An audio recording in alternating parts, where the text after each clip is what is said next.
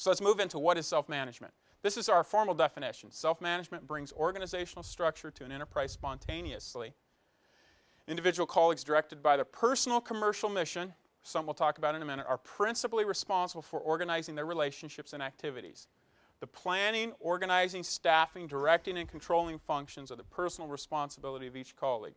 Many of you have probably recognize planning, organizing, staffing, directing, and controlling from many years of management literature. A guy named Fayol, I think, is the one that originally organized this as the role of a manager. He said, okay, this is what a manager does: plans, organizes, staffs, directs, and controls.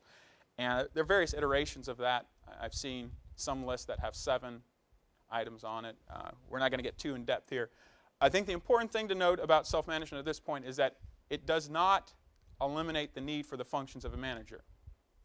The difference is who is responsible for performing those functions. Self-management says that everyone within the enterprise, everyone that signs on, is taking responsibility to some degree for planning, organizing, staffing, directing, and controlling.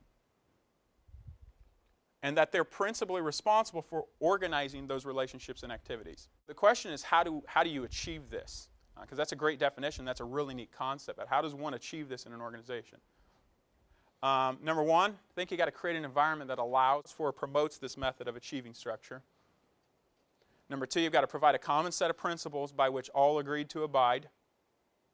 Number three, you've got to provide systems and tools which enable colleagues to effectively self-manage. And you have to select and train appropriately. So we're going to expand on some of these.